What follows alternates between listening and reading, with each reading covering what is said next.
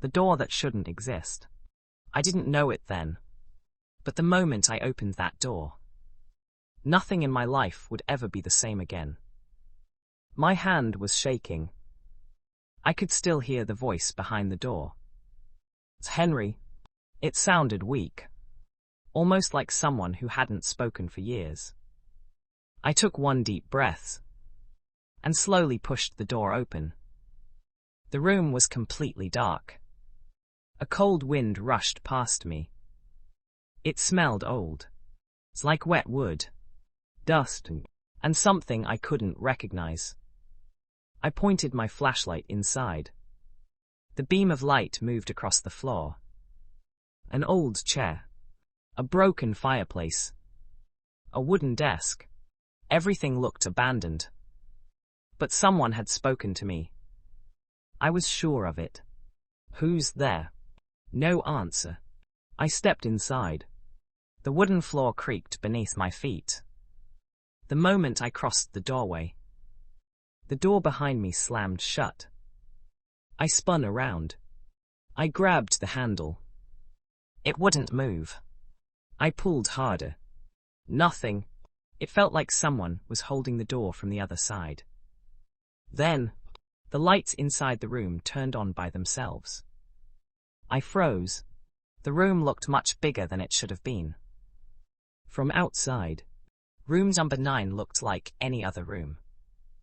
But inside, it felt almost endless.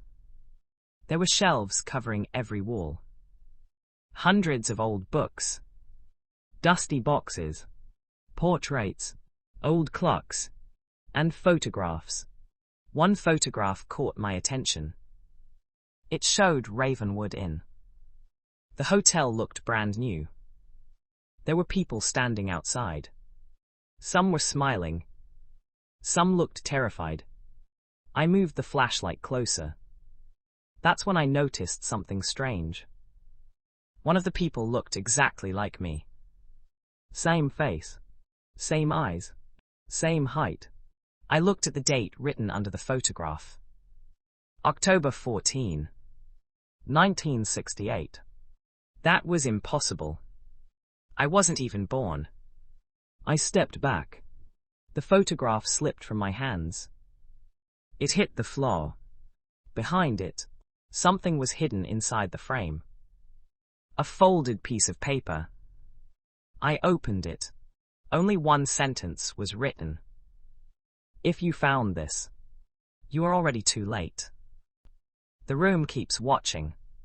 Suddenly, someone laughed. A quiet laugh. Right behind me. I turned around. No one. The room was empty. Then I heard footsteps. Slow, heavy, coming from somewhere deeper inside the room. I followed the sound. The room didn't seem to end. Every few steps, another hallway appeared. Another bookshelf. Another old clock. None of this should have fit inside a normal hotel room. Then, I found another door. This one had no number. Only a warning carved into the wood. "Do not enter." The footsteps stopped.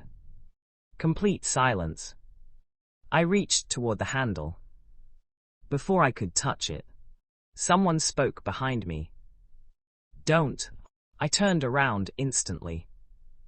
Thomas, the caretaker. He was standing only a few feet away. His face was pale. He looked terrified. "Henry, you have to leave." I stared at him. "How did you get in here?" Thomas ignored the question. Instead he whispered, "You broke the first rule."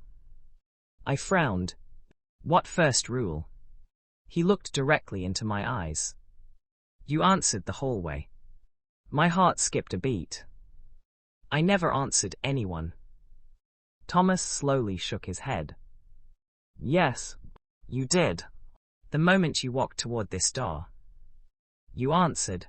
A loud bang echoed through the room. The bookshelves shook. The lights flickered.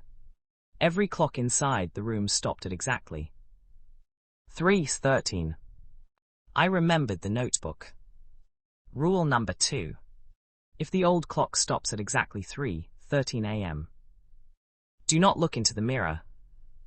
I suddenly realized there was a large mirror hanging on the wall beside me. Without thinking, my eyes slowly moved toward it. For one brief second, I saw my own reflection. Then I noticed my reflection wasn't copying my movements. It was still standing perfectly still, smiling, while I wasn't. To be continued.